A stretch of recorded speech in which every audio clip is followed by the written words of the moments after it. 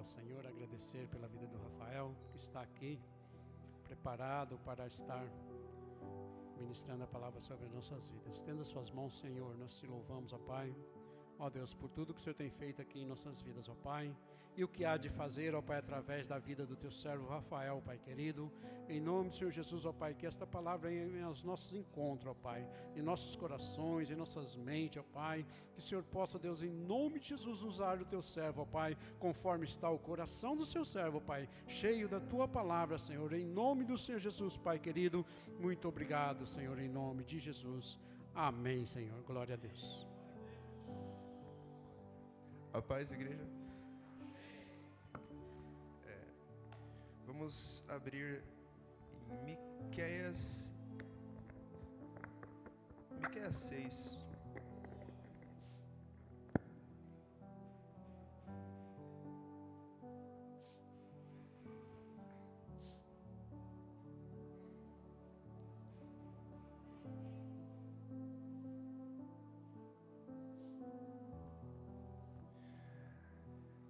Amém? Versículo 1 diz: Agora, pois, ouvi com atenção a palavra de Yahvé. Põe-te em pé e defende a tua causa perante os montes, e as montanhas ouçam a tua voz. Ó montes, e vós fundamentos perpétuos da terra, ouvi a acusação de Yahvé, porque o Senhor tem uma grave questão para resolver com o seu povo e entrará em juízo contra Israel. O meu povo diz-me claramente: que é que eu fiz de mal? Em que te ofendi? Responde-me. Ora, eu te livrei do Egito e te resgatei da casa da servidão, e enviei Moisés, Arão e Miriam adiante de ti. Meu povo querido, lembra-te do que Balaque, rei de Moabe, pediu a Balaão, filho de Beor. Respondeu: relembra a viagem que fizeste desde Sitim até Gilgal e reconhece que todas as atitudes de Yahvé são justas. Sendo assim, com que eu devo me apresentar diante do Senhor e como me curvarei perante Elohim, Deus exaltado? Deveria eu oferecer holocaustos, sacrifícios, queimadas e bezerros de um ano? Yahvé se agradaria com milhares de carneiros, com 10.000 ribeiros de azeite? Devo oferecer meu primogênito, meu filho mais velho, o fruto do meu corpo, como sacrifício para pagar os pecados e as minhas magnanimidades? Ó ser humano, ele já te revelou o que é bom.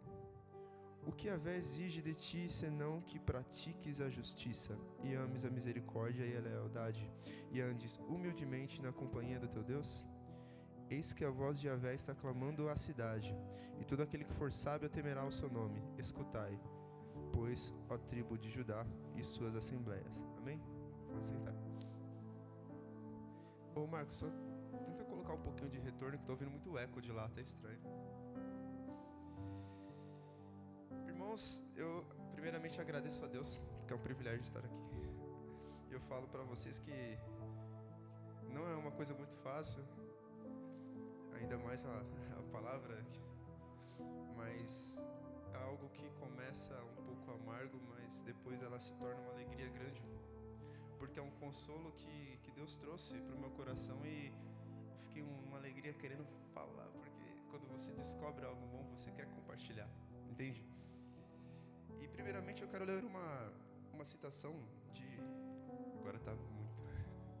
Uma citação de Agostinho de Hipona, que diz: ó Deus, que és a luz em cada coração que te enxerga, e a vida em cada alma que te ama, a força em cada mente que te busca, permita-me sempre a continuar perseverantemente no seu amor santo.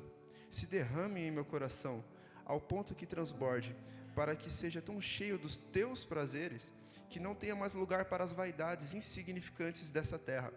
Seja a alegria do meu coração. Toma todo ele para si, e faça dele a sua residência contínua, para que eu abra mão de tudo que é deste mundo, para servir e perseverar e habitar em ti somente. Amém?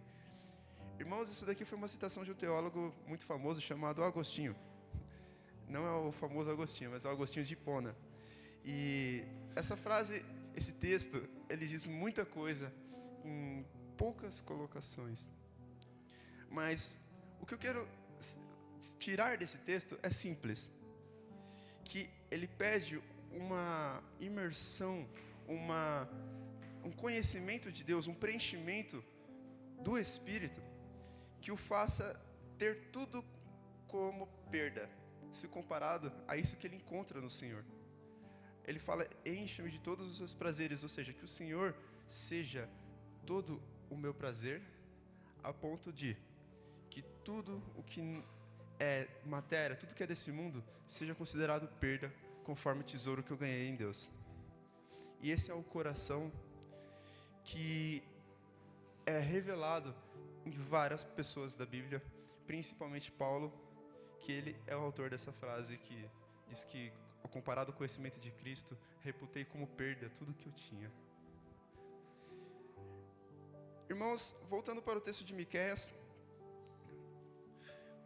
o capítulo 6, ele fala sobre uma situação muito complicada. Ele fala sobre o povo de Deus, o povo de Israel, que tinha se desviado dos caminhos do Senhor de novo.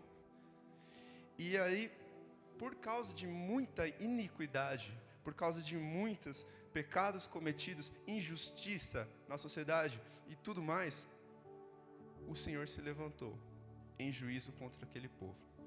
O seu próprio povo, o Filho de Deus, aquele povo que Deus escolheu e levantou como exemplo, que era um dos menores e mais insignificantes da terra. Deus fez uma grande promessa e os levantou, os tirou da mão do Egito. Deus fez tudo por eles. E o que eles fizeram de novo? Caíram, desobedeceram e se afastaram de Deus.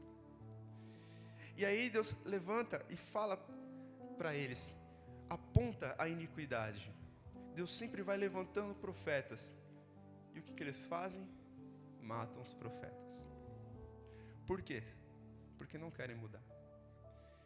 Mas o Senhor, ele insiste. E nesse texto é interessante por quê? Porque há um certo ponto, aqui no versículo 6, que parece que eles reconhecem a sua maldade. E eles falam, o que eu vou fazer? Vou oferecer 1000 carneiras, vou oferecer isso, aquilo, ribeiros de azeite, fazer milhares de sacrifícios. E Deus fala, não, filho do homem, o que o Senhor requer de ti, senão que pratiques a justiça?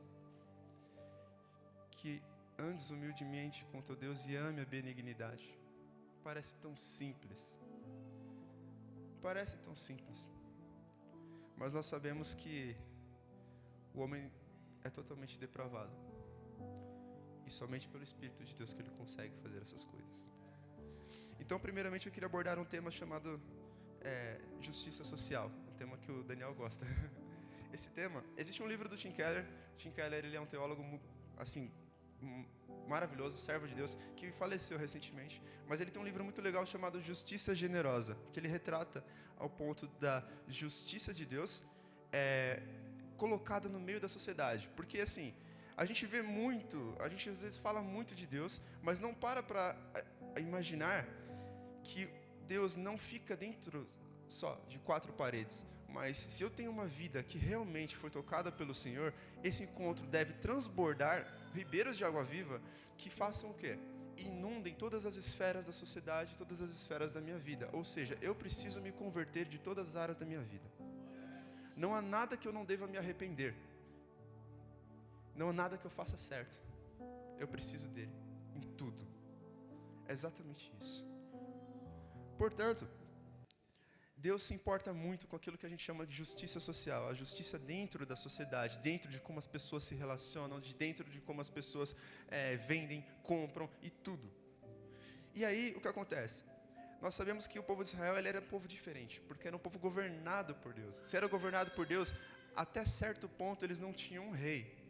Era Deus que governava, Deus que fazia tudo. O livro de Levítico, que geralmente é o livro que a gente para de ler quando está fazendo aquele planejamento atual. Por quê? Porque é cheio de leis e, às vezes, com exceção da Aline, que gosta de direito, talvez não seja muito agradável para todos nós continuar lendo leis, né? Só que essas leis, elas são interessantes por quê? Porque são o padrão de Deus para uma sociedade. É a própria intervenção divina. O próprio Deus chegando e falando para nós como que a gente deve viver. No caso ali, sim, existia toda uma lei cerimonial, várias coisas para aquele povo, mas que representam o quê? Princípios que são abordados e levantados no Novo Testamento, que são princípios da vida cristã. Só que naquela época eram representados por festas e cerimônias. O sacerdote, ele tinha uma função muito importante, e é daí que vem o dízimo também, o dízimo que sustentava o sacerdote. E o sacerdote, ele oferecia sacrifícios a Deus pelo povo, em favor do povo, ele ensinava a palavra. O sacerdote, ele era como se fosse também um juiz, e outras atribuições. Por exemplo, se alguém estivesse doente no meio do arraial, se apresentava ao sacerdote, o sacerdote dava um procedimento. Mas será que a gente ainda pensa que o conselho de Deus pode se encaixar e deve se encaixar em todas as áreas da nossa vida? Ou será que tem áreas que nós escondemos e falamos, aqui eu cuido, e não deixamos Deus cuidar? Ou achamos talvez que a palavra de Deus, ou desprezando a palavra de Deus, nós achamos que ela não poderia resolver ou então entrar naquela questão, ou que eu não preciso ser transformado naquela área. Na justiça social acontece a mesma coisa. Por quê? Porque Deus ensinava o povo como vender, como comprar, como se portar, em tudo. E existe uma coisa muito legal. Deus instituiu o ano do jubileu, um ano que ele completou 50 anos. Era um ano de muita alegria, porque era o ano da libertação dos escravos e de perdão de dívidas. Então, por exemplo, vamos supor que você tinha sua terra. Eles não podiam vender terras, então a terra passava de geração em geração. Imagina, se fosse assim hoje também, tecnicamente seus filhos sempre teriam um lugar para morar. Quando você vendeu, agora não tem. Então, o que acontece? Vamos supor que você tem uma dívida e não tem como pagar por alguma coisa. Então, essa pessoa acabava passando anos de servidão, vendido como escravo, para poder quitar uma dívida. Só que chegava um ano, depois de um certo período, que Deus falava, é o seguinte, libertem agora todos os escravos. Esse era o ano do jubileu. Por quê? Para que todas as pessoas tivessem uma chance de recomeço. Isso é o Senhor que instituiu. A ideia é que não houvessem pobres no nosso meio. Como? Se a gente tivesse um coração igual ao coração de Deus. Não são sistemas sociais, não é nada disso. É justiça. Por quê? Porque Deus fala o seguinte, se a gente partir do ponto de vista do Éden, no Éden não tinha fome, não tinha escassez, não tinha nada. E era Deus que governava. O que mudou quando o homem saiu do Éden? O homem quis se assentar no próprio trono de Deus. Foi isso. Então, isso é entrega à própria sorte, cada um por si, não é? Agora, será que o homem pode ser o seu próprio provedor? Será que nós damos conta de tudo? E aí que entra uma questão interessante. Quando Deus vem e nos ensina a viver, e tem até uma frase muito interessante daquele físico astronômico, tal, o Carl Sagan, que perguntam para ele assim, por que o ser humano é tão fissurado em achar vida em outros planetas, vida alienígena? Aí ele fala, para que nos ensinem a viver. Só que a vida que já veio de fora para nos ensinar a viver. O próprio Deus desceu, como disse Lewis, dos mundos das lendas e das especulações, onde a gente só olhava e imaginava, e se tornou um ponto na história, físico, presente, datável, palpável. Um bebê, alguém que dormia num barco, que pegava no sono, Jesus de Nazaré. E Ele nos ensinou a viver.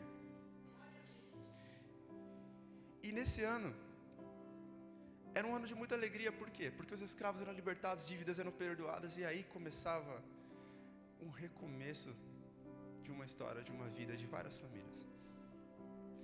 Na justiça, a gente percebe o seguinte, no Éden não havia pecado, depois, o pecado já estava, depois do Éden. Com o pecado veio a ganância, com o pecado veio a corrupção, um homem totalmente depravado e mau que busca ter vantagem em tudo, e também outros que amam tantos prazeres que abrem mão de tudo, caem em vícios e outras coisas e perdem seu dinheiro, e suas coisas, suas posses. Então assim, o pecado, ele acaba entrando na sociedade, fazendo de modo com que essa maldade e depravação do homem reflita em atitudes que só beneficiem a si mesmo, entre aspas, porque o pecado nos destrói, então às vezes é um benefício ilusório. E o homem devorando o outro homem causa toda essa destruição na sociedade. No livro de Jeremias mesmo, Deus fala que coisas horríveis aconteciam lá, que eles vendiam justo por um par de sapatos, juízes comprados, corrupção. É igualzinho hoje.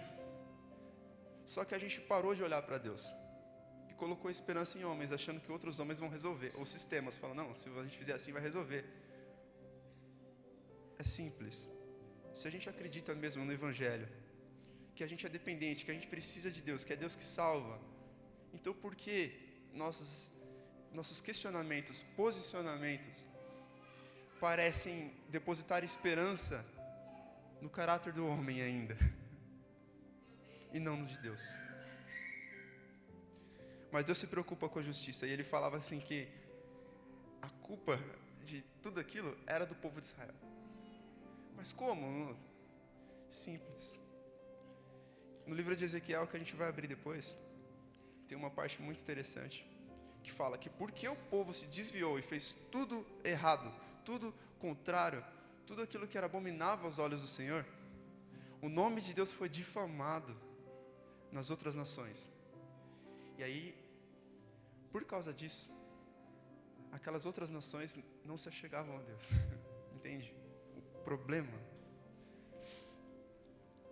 Então, assim, a justiça evoca que a gente precisa... São dois termos em hebraicos. Um significa retribuição justa, ou seja, é um pagamento. Você trabalhou, eis o seu salário, a recompensa é certa. Então, esse é um de justiça.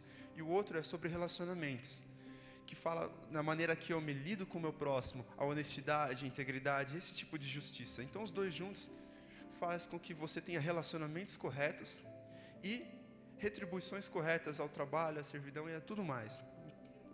Seria um caráter justo. Porém, o homem é vendido à escravidão do pecado. E aí acontece uma coisa. Deus fala, eu só requero isso de você. Essa justiça. E aí existem dois caminhos. O caminho perfeito, o caminho de agradar a Deus, o caminho da bênção, e o caminho da maldição, que é totalmente o oposto. É o caminho em direção à perdição, porque você não será encontrado em Deus. É um caminho em direção à morte, porque se opõe a Deus e Deus é vida. E esse era o único caminho que a gente ia poder seguir. Porque o homem vendido como escravo jamais poderia pagar a sua própria dívida, porque ele já é escravo. E Deus ama a justiça, e Ele é justo. E a palavra é bem clara, Romanos 6:23 diz, pois o salário do pecado é a morte, mas o dom gratuito de Deus é a vida eterna em Cristo Jesus nosso Senhor. Beleza, a gente olha muito a segunda parte, mas esquece que o salário do pecado é a morte. Toda alma que pecar, essa morrerá. Se praticamos as obras do pecado, se vivemos no pecado, o pecado nos proporcionou aquilo que buscamos. O pecado trabalhou nas nossas vidas. Então o pecado é digno do seu salário. E o salário é a morte. Mas nós não queremos morrer. Então por que tanta resistência contra o pecado? No pecado. O ser humano então se mostra incapaz, escravo. Se eu sou escravo, eu não tenho posses. Se eu não tenho posses, como que eu posso pagar? Como é que eu posso comprar a minha própria liberdade? E aí que é interessante, irmãos. Porque quando o homem quis ser Deus, o homem se afastou de Deus. Quando o homem quis ser independente, ele foi jogado à própria sorte. Quando o homem se esqueceu do Senhor, virou as costas e foi fazer tudo o que queria, ele caiu numa grande armadilha. Ele quis se assentar num trono de rei da sua própria vida. E quando se assentou, não percebeu que nesse trono haviam correntes. e agora estava acorrentado. Imagina a cena. A pastora que gosta de teatro, eu até imaginei. Quando o homem se senta no trono depois de comer o fruto, correntes envolvem seus braços e suas pernas. E agora ele está preso e fadado, um escravo, na cadeira de seu próprio Deus. Cego. Sem expectativas. E aí o que acontece? A gente para pensar em justiça. E personagens muito comuns de se lembrar são aqueles dos tribunais. O réu, o juiz, o advogado, enfim. E a palavra nos apresenta Deus como um juiz justo, um juiz santo e um juiz bom. Isso nos conforta ou nos atemoriza? Porque se o juiz é bom, logo ele odeia o mal. Se o juiz é justo, logo ele odeia a injustiça. Se nós somos submissos ao julgamento do Senhor, se Ele encontrar em nós a injustiça, o que o juiz justo faria? Se Ele é bom, encontrar em nós a maldade, o que o juiz justo faria? Condenação. E é por isso que todos nós pecamos, fomos separados, destituídos da glória de Deus, estávamos mortos nos nossos delitos e pecados, condenados. Não precisávamos aguardar o julgamento. A palavra já deixa bem claro, condenados, mortos. Vamos explanar isso. Os salmistas, eles falam muito sobre Deus, um juiz defensor, um juiz que vem, Deus atende minha causa, como seguros de sua conduta, muito seguros de si. Deus atende a minha causa, prepara uma mesa na presença dos meus inimigos, faz o meu cálice transbordar, sabe? Embora possa ter outras alusões, coisas do tipo, é do caráter, o caráter de uma justiça que excede algo que a gente considera às vezes como ofensa. É uma justiça que não só pune o transgressor, mas ela exalta aquele que foi lesado, aquele que foi oprimido. E os salmistas, eles sempre defendem Deus como esse juiz. No Novo Testamento a gente tem uma perspectiva um tanto diferente. Uma perspectiva que mostra o homem totalmente depravado, condenado, caído, e Deus, um juiz justo e bom. Porém, agora, o julgamento está direcionado para nós. Ao ponto do quê? Que Paulo diz, se o bem que eu quero, esse não faço, o mal que não quero, esse insisto em fazer. Ou seja, um escravo do pecado. Mesmo que ele quisesse se libertar, ele não poderia escapar da mão desse juiz. Então, sim, o juiz é justo, ele é santo, é bom, mas nós somos o problema. Deus é pai dos órfãos, defensor de viúvas, e ele é Deus em sua santa morada, de Salmo 68:5. Então a gente percebeu que existe uma dívida muito grande e uma impossibilidade da quitação humana. E nós fomos reprovados pela justiça de Deus. Por quê? Por causa de nossos atos vergonhosos, imundos, pecaminosos. Irmãos, a palavra diz que até mesmo as nossas melhores obras são como trapos de imundície diante da presença de Deus. Ou seja, mesmo que eu faça o melhor, mesmo que eu dê o meu corpo para ser queimado, mesmo que eu me abra mão de todos os meus bens e dê aos pobres, nada disso me aproveitaria se eu não tivesse o amor. E é o amor que só nasce através de Deus. Então, tudo que eu fizesse, se eu passasse a minha vida tentando ser bom, tentando ser o melhor, eu ia entender que lá no final só tinha um lugar para mim, no inferno. Por quê? Porque o ser humano é vendido à escravidão do pecado. Nós falamos de justiça de duas formas, retribuições justas e relacionamentos corretos. Quantas vezes a gente não faz o bem pensando no que a gente vai ganhar em troca? Quando nós reclamamos de fazer o bem e fazemos querendo fazer o mal. Entende? percebe-se que por mais que os nossos atos exteriores, assim como eram os fariseus, eram perfeitos e irrepreensíveis, o nosso coração era podre e morto. E mesmo que eu fizesse o bem, eu estava condenado. E não restava esperança nenhuma. Miserável homem que sou, quem livrará meu corpo dessa morte? Por quê? Por causa da nossa idolatria. Sara e Agar. Deus prometeu a Abraão e Sara um filho. Mas isso, tá bom. Quem olha o vento não semeia, não cega, não planta, não faz nada. E quem não planta não colhe. Por olhar para as circunstâncias, Sara fala para Abraão: Deus prometeu, vai se cumprir, vai, então toma minha serva, que aí você vai ter um filho. Até mesmo os caminhos de Deus a gente tenta controlar, tentando fazer com que, ao invés de crer que Deus vai agir como Ele disse, eu tento dar o meu jeito, eu tento segurar a arca, eu vejo que ela vai cair, tento segurar. O resultado é qual? Ser fulminado. Por quê? Nós temos uma idolatria por controle. Queremos ser Deus. Entende? E o homem totalmente depravado, irmãos. Nós vemos a nossa sociedade como é que é. O Felipe foi muito feliz na oração, terça-feira agora, falar sobre um texto que diz que por multiplicar essa iniquidade, o amor de muitos se esfriaria. Basta você ligar um jornal. Tanto de iniquidade. A injustiça é o fruto da corrupção, caráter corrompido, manifesto em obras mortas. Os efeitos, a crise, a desigualdade, a pobreza, etc. O pecado gera ações desconexas de propósito. Quantas vezes a gente dá glória sem estar reconhecendo Deus como ser digno de toda a glória? Sabe?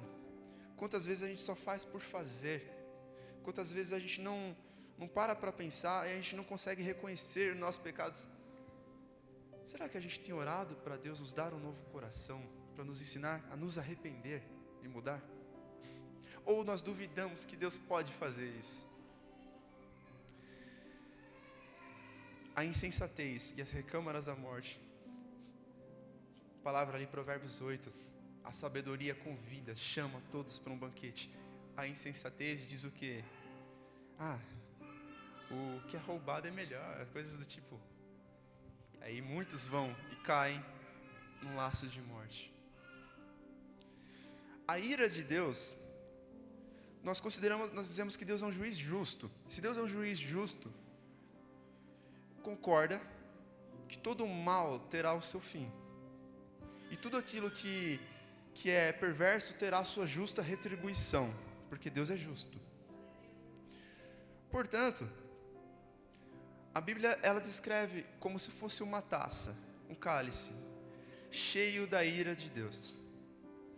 Ira, a qual nenhum homem pode resistir e ficar em pé.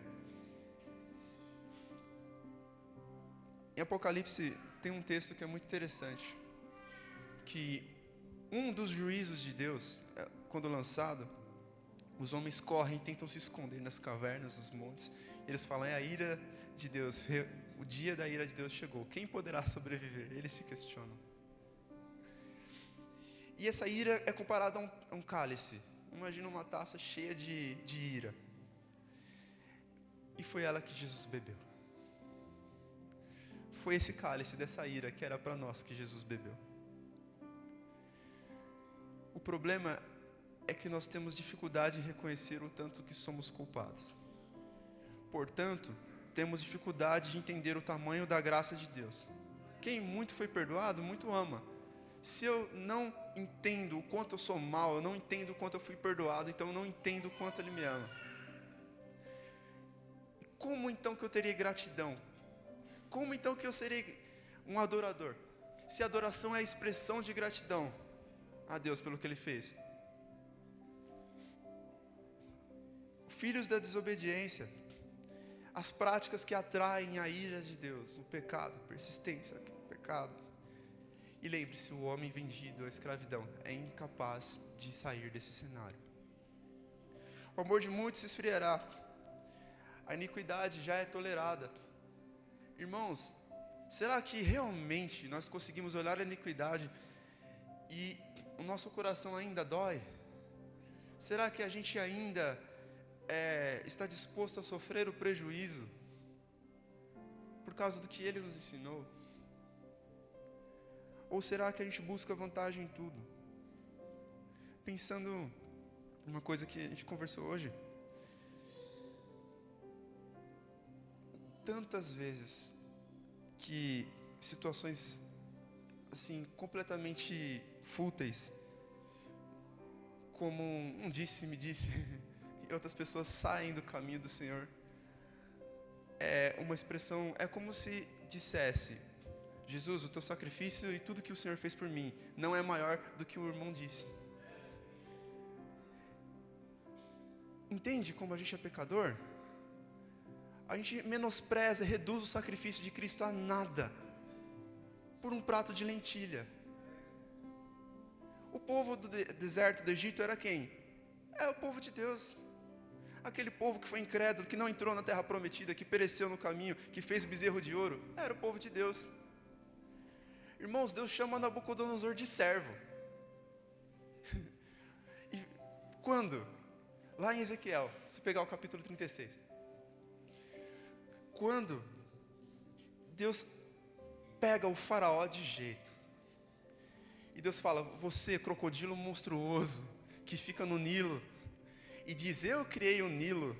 Irmãos, uma civilização pluvial, ou seja, uma cidade que foi formada à base de um rio, onde tirava de lá todo o seu sustento, e o rio era a sua glória. Ou seja, você dizer que você criou aquele rio, era como se você dissesse: eu criei todo o meu sustento, eu sou o único, o suficiente, e tudo que me provê vem de mim.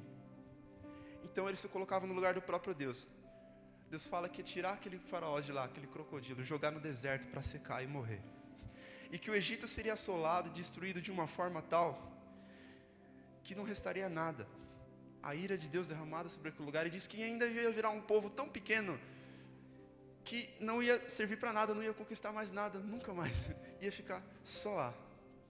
Aquele Egito, aquela nação daquela época. Porque fala que quando Israel estendeu a mão, esse crocodilo abocanhou o seu braço. Entende? Lembra de José? O tanto que eles fizeram pelo Egito, salvou o Egito de uma fome, e o Egito fez o que depois, em retribuição, pouco tempo depois? Pouco tempo entre aspas. 430 anos de escravidão para o povo hebreu. Foi assim que o crocodilo mordeu a mão de Israel. Mas Deus chega e destrói. E fala o quê? Fala: Nabucodonosor, meu servo, fala: eu te darei o Egito. Fala que os soldados de Nabucodonosor carregaram tanto peso que suas costas ficaram em carnes vivas, e Deus ia dar o Egito para ele, em recompensa a obediência a Deus, em executar o juízo sobre o Egito. E seria essa recompensa, e os soldados agora teriam os seus espojos. Agora, quem que é o servo de Deus? É o que obedece? Ou, às vezes, é o que fala: Deus me chamou. Entende? Se a iniquidade não dói mais, a gente precisa tomar muito cuidado, irmãos. E até quando, Senhor? Até quando? Irmãos, por multiplicar a iniquidade, o amor de muitos se esfriará. O mal sendo tolerado, entende?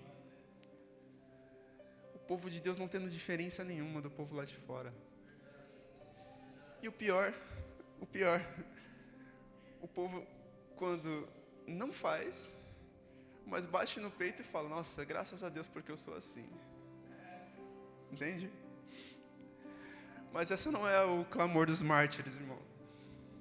Esse não é o clamor dos santos de Apocalipse que você lê. Esse não é o clamor dos filhos de Deus. Até quando os salmistas clamam: Deus, age na minha causa, e a gente só fala de causa da terra. A gente não se indigna com a maldade, com a imoralidade, com a idolatria, a gente não incomoda mais. Será que a gente clama até quando, Senhor? Até quando? Nero vai estar no governo? Até quando vão ter vários Césares? Até quando vai ter essa perseguição? O justo sendo vendido, sendo morto, o mal triunfando. Até quando? Será que a gente ainda não clama por justiça? Será que essa justiça não está em nós? A gente não tem mais sede de justiça? Onde está o caráter de Deus em nós? Até quando a iniquidade reinará nas ruas? Até quando reinará nos corações, irmãos? Irmãos, Apocalipse 6, versículo 9, diz que quando o Cordeiro abriu o 5º selo, eu vi sob o altar as almas de todos os que haviam sido mortos por causa da palavra de Deus e por seu testemunho fiel. Isso que é sofrer por Cristo. Clamavam em alta voz ao Senhor e diziam: ó soberano Senhor, santo e verdadeiro, quanto tempo passará até que julgue os habitantes da terra e vingue o nosso sangue? Deus é o nosso vingador. O problema é que às vezes a gente não tem história para contar. Então a cada um deles foi dada uma veste branca, e lhes foi dito para descansarem mais um pouco até que se completasse o número de seus irmãos, seus companheiros do serviço, que se ajuntariam a eles depois de serem mortos. A perseguição vai vir, e muita gente vai morrer. É bíblico. E Deus fala: espere,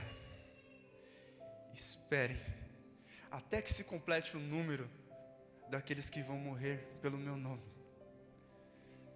Irmãos, será que a gente ainda não se indigna em pessoas que buscaram o certo, fizeram aquilo que era agradável aos olhos do Senhor, morrendo, e viram o mal triunfando? Irmãos, mas se Deus é bom, totalmente bom, então logo Ele destruirá o mal. Se Ele é todo poderoso, então logo Ele tem poder para destruir o mal. Então se o mal ainda existe, é uma questão de tempo, e Ele deixará de existir. Nós temos muito medo de Apocalipse, e não entendemos que é o maior consolo do cristão, irmãos. Apocalipse fala da grande Babilônia. O estudo bíblico de terça-feira aqui é o tema da revista, o Espírito da Babilônia. Só que eu queria falar brevemente sobre a religião dos babilônicos, que é um tema que não é muito abordado.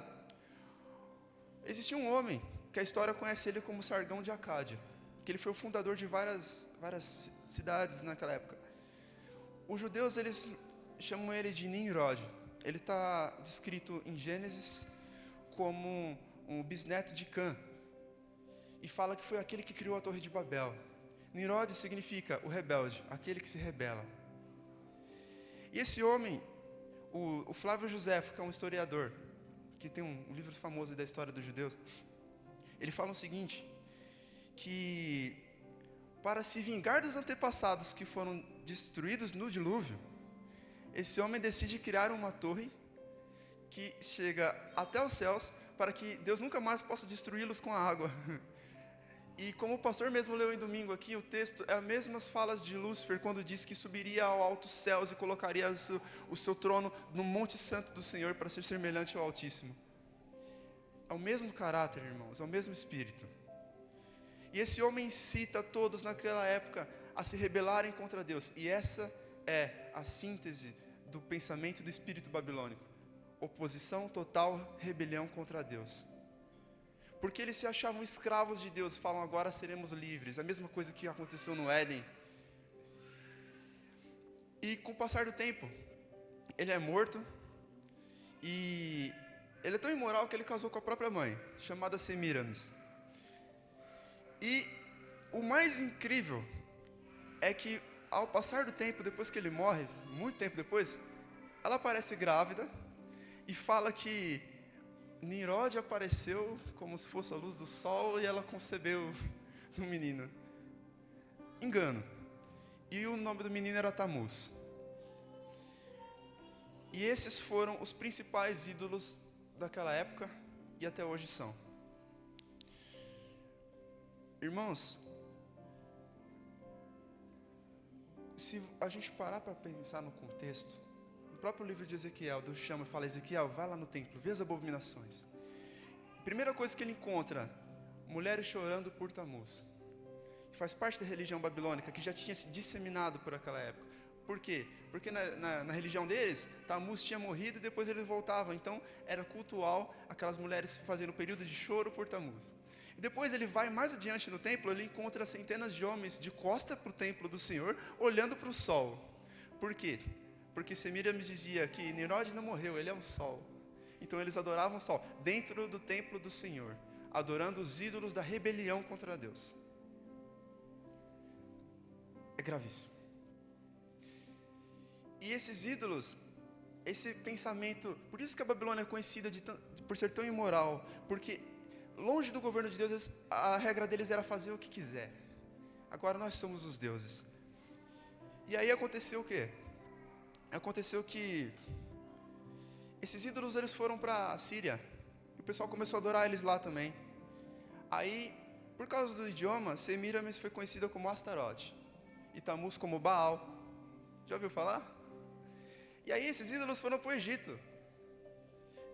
Foi conhecido, agora eu não me lembro, eu acho que é Ísis e o outro lá. Aí depois foi para a Grécia também, e foi para Roma. Já ouviu falar sobre Cupido, Afrodite? Sempre a mãe com o bebezinho. É o mesmo espírito, buscando adoração no lugar de Deus. E toda vez que o profeta se levantava contra esses Baal, contra os Astarotes, contra as Semíramis, contra tudo, eles eram mortos, eles eram assassinados. E lá em Apocalipse, a grande Babilônia, esse mesmo espírito aparece em forma de uma mulher montada numa besta com um vestido vermelho, embriagada com um cálice que é o sangue de todos aqueles que foram os mártires.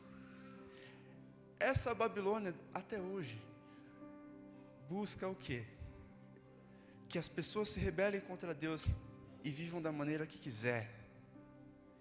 E mata todos aqueles que se oporem a essa mensagem de libertinagem. Mataram todos. Mataram Isaías cerrado ao meio. Elias ficou ali na caverna, não queria, falou, não quero saber. Irmãos, quantos profetas não guerrearam contra Baal? Até hoje, irmãos. E muitos mais vão morrer. Apocalipse, visão do futuro. A Babilônia estava lá, com o cálice, bebendo o sangue dos mártires, assim. E dando também um outro cálice, um cálice de sua imoralidade para todos os reis da terra, que dela bebiam e se fartavam. Só que os mártires ainda clamavam, até quando, Deus? Até quando o seu povo será perseguido?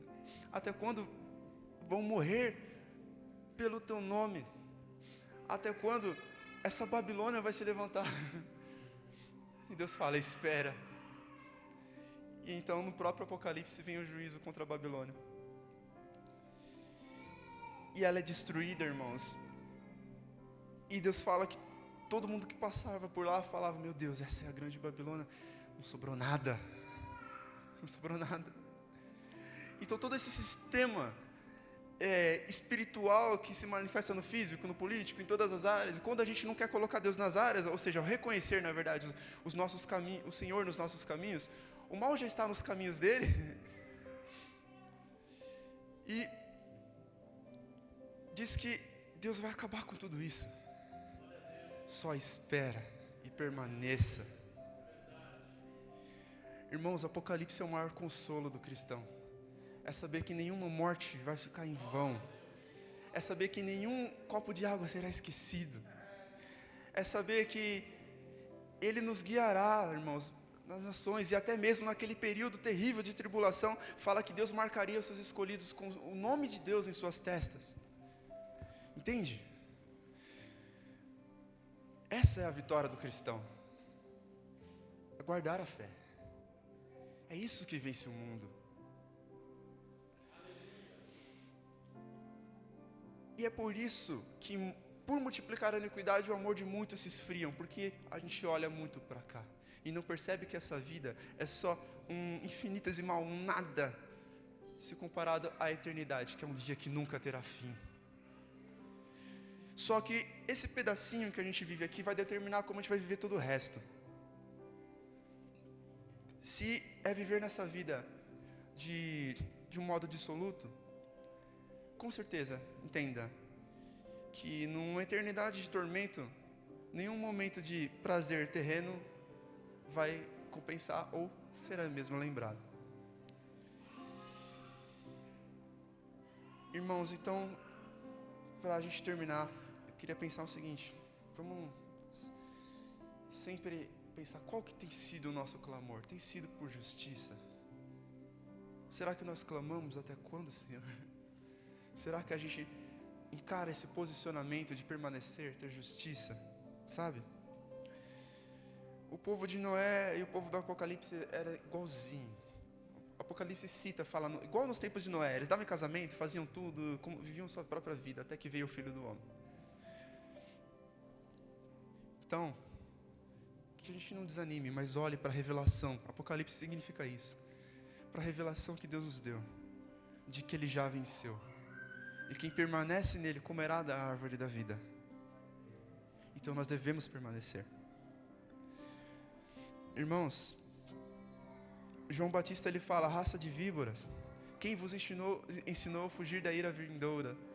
Como cobras fogem do fogo, o pecador que vive esse espírito da Babilônia, ele tenta fugir, tenta matar os profetas, matar todo mundo que tenta dissuadi-lo de sua realidade. Tentar fugir da ira, só que o fogo alcançará. Mas em nós não podemos nos perder, irmãos. Só espera, permaneça. Entende? Já venceu, já está escrito. Deus já deu o final do jogo. Só que às vezes a gente tem dificuldade, fala: meu Deus, tu me podes restaurar? Será que Deus pode nos restaurar? É um clamor que o povo de Israel fez. E Deus pega Ezequiel e ele fala que por amor do nome dele, e deixa bem claro: por amor do meu nome e não de vós, porque vós sois pecadores, vocês pecaram, vocês praticaram tudo aquilo que era abominável aos olhos do Senhor, e o meu nome é difamado pelas nações por sua causa.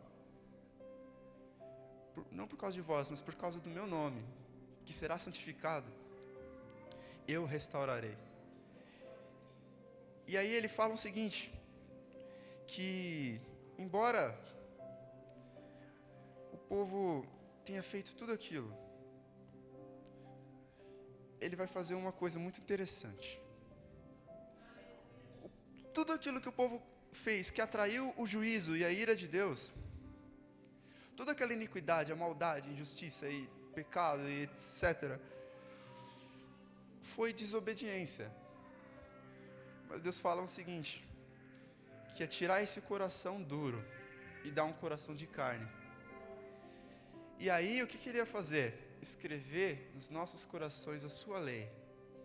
E não só isso, mas ia nos dar o seu Espírito, para que nós fôssemos capazes de obedecê-lo através de uma coisa chamada graça. Irmãos, acabou. A gente é livre. Por que a gente ainda continua vivendo como se não fosse? Já era ali uma promessa de nova aliança. Ele fala para Ezequiel ainda meio assim, aí ele fala: vem cá, Ezequiel, está vendo esses ossos secos? E esse é o significado da mensagem do vale de ossos secos.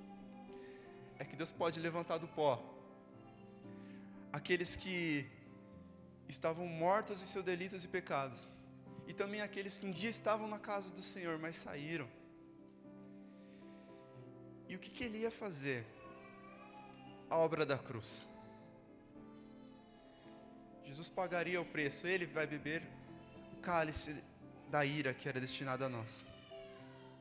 Agora um coração novo, um novo nascimento, foi lido hoje, onde a palavra de Deus agora seria escrita em nossos corações, o Espírito Santo ia vir, tabernacular em nós, e nos capacitar para toda obediência através da sua graça. Então, irmãos, que em cada situação a gente venha lembrar de permanecer, de esperar, e de que somos livres pelo sangue do Cordeiro. E que a iniquidade não nos venha desanimar. Não venhamos nos conformar com ela, mas venhamos clamar: Senhor, até quando? E fazer a diferença. Porque o dia do Senhor chegará, e Ele virá julgar a terra. Para aqueles que não o receberam, não se entregaram a Ele, será um dia de terrível tormento. Mas todos aqueles que foram feitos filhos de Deus, é a maior recompensa, é a consumação da vida cristã, é a eternidade, irmãos. O que faz as aflições desse presente século serem resumidas a nada, diante de uma glória incomparável. Então que essa palavra seja no coração de cada um.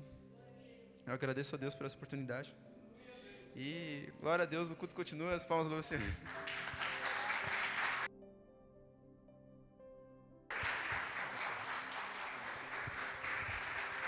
Glória a Deus. Aleluia, Jesus. Deus é bom, né? Muito maravilhoso estar ouvindo a palavra do Senhor e louvando o nome do Senhor. Romanos 8:35 diz: quem nos separará do amor de Deus, do amor de Cristo? A tribulação, a angústia, a perseguição, a fome, ou a nudez, ou o perigo, ou a espada?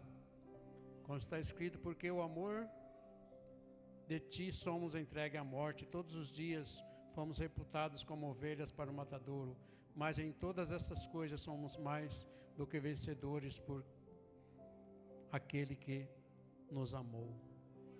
Glória a Deus. O Senhor é bom, né? Maravilhoso. Como o Rafael ministrou, né?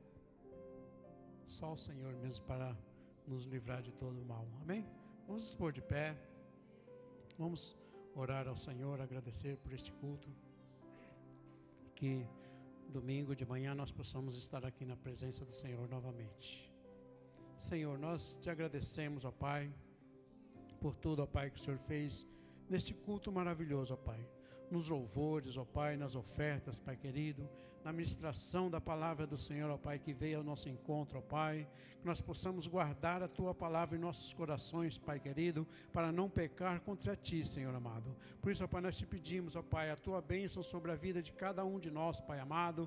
Ó Deus, muito obrigado, Senhor, ó Pai, pelos louvores, ó Pai, pelos cânticos, ó Pai, que aqui foram trazidos, ó Pai. Ó Senhor, obrigado por cada um que aqui está, Senhor amado.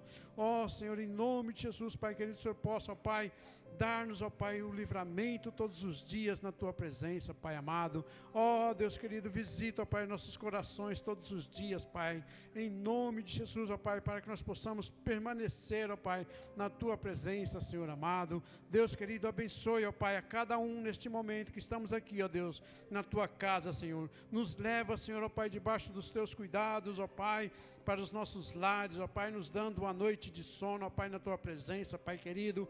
Ó Deus, que nós possamos, ó Pai, continuar firmes, ó Pai, em nome do Senhor Jesus, ó Pai, nós te pedimos, em nome de Jesus. Amém, Senhor. Glória a Deus. Louvado seja o nome do Senhor. Recebam a bênção. Que a graça do Senhor Jesus Cristo, o grande amor de Deus e as doces consolações do Espírito Santo estejam com nós, não somente hoje, mas para todo sempre. Nós possamos dizer amém, Jesus. Glória a Deus. Deus abençoe. Eu não conheço outra canção que lhe descreva em perfeição. Eu não conheço outra canção que lhe descreva em perfeição.